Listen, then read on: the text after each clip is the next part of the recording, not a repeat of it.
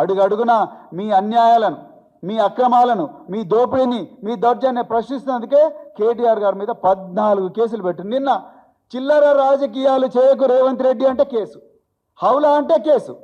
హౌలా అంటే మీనింగ్ తెలుసా రేవంత్ రెడ్డి నీకు? ఫూల్ అని అర్థం, అమాయకంగా ప్రవర్తించకు అని అర్థం హౌలా అంటే. ఆ బల్మూరు పెక్కట్టు ఆయన ఎట్లా బల్మూరు ఆయన ఎమ్మెల్సీ అంటే నాకు అర్థమైతే లేదు. చిల్లర రాజకీయాలు చేయకుండా పోయి కేసు పెడతా అంటే మొత్తం కూడా ఎఫ్ఐఆర్లన్నీ కూడా కంప్లైంట్లన్నీ కూడా గాంధీ భవన్లో మ్యానుఫ్యాక్చర్ అవుతున్నాయి. పెట్టుడు మాత్రం కేసులు ఆదిలాబాద్లో పెడుతున్నారు.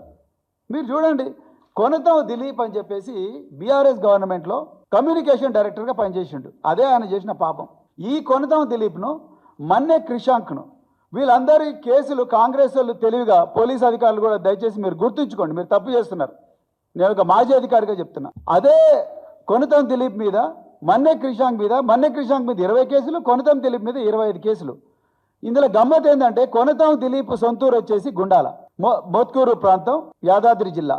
ఈయన మీద పెట్టిన కేసులన్నీ మీరు పరిశాన్ అవుతారు, ఆదిలాబాద్లో పెట్టిండ్రు. మొత్తం నిర్మల్ ఆదిలాబాద్, నిర్మల్ ఆదిలాబాద్, నిర్మల్ ఆదిలాబాద్. ఏందిరా అని చూస్తే ఈయన పోవాలి, 5 గంటలు ప్రయాణం చేయాలి, దారిలో ఎవరన్నా కాయాలి, కాంగ్రెస్ వాళ్ళతోనే ఆయన మీద దాడి చేయించాలి అనేదే ఇక్కడ ఉన్నది.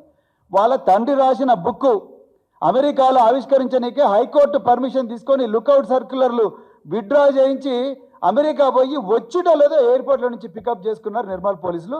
రాత్రి 5 గంటలు ప్రయాణం చేసి తీసుకుపోయి గౌరవ న్యాయమూర్తి నిర్మల్ కోర్టు న్యాయమూర్తి గారు బెయిల్ ఇచ్చిన తర్వాత మళ్ళా కడెం పోలీసు వాళ్ళు వచ్చిండ్రు. ఇంకో కేసు ఉందని, అరే ఎఫ్ఐఆర్ అనేది ఇష్యూ చేస్తే ఎఫ్ఐఆర్ నెంబర్ తెలవాలి, ఎఫ్ఐఆర్లో నిందితులు ఎవరో తెలవాలి, ఫిర్యాదుదారు ఎవరో తెలవాలి, వాళ్ళ పేర్లు తెలవాలి, ఆ కంప్లైంట్లో ఉన్న విషయాలు ఏందో నిందితుడికి తెలవాలి, బాధితుడికి తెలవాలి.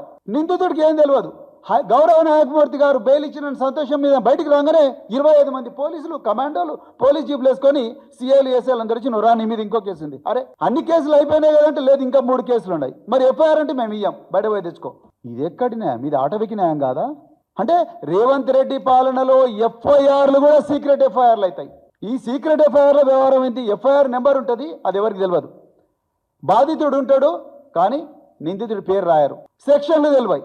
ఎప్పుడైతే నిందితుడిని పోలీసు వాళ్ళు ఎప్పుడైతే బెయిల్ మీద బయటకు వస్తున్నాడో మళ్ళీ పోయి గబ్బున పట్టుకుంటారు, పట్టుకొని మళ్ళీ తీసుకుపోయి నీ మీద 100 కేసులు ఉన్నాయి, నడు మళ్ళీ జైలుకో, మళ్ళీ జైలుకో, మళ్ళీ జైలుకో, మళ్ళీ జైలుకో. సెక్షన్ 35(3) BNSS ప్రకారం 7 సంవత్సరాల శిక్ష ఉన్న ఏ కేసు అయినా కూడా, 7 సంవత్సరాల కన్నా తక్కువ శిక్ష ఉన్న ఏ కేసులో అయినా కూడా బెయిల్ ఇవ్వాలి, స్టేషన్ బెయిల్ ఇవ్వాలి. ఒక సోషల్ మీడియా యాక్టివిస్ట్ మీద వ్యవస్థీకృత నేరం సెక్షన్ 111 BNS అంటే ఆర్గనైజ్డ్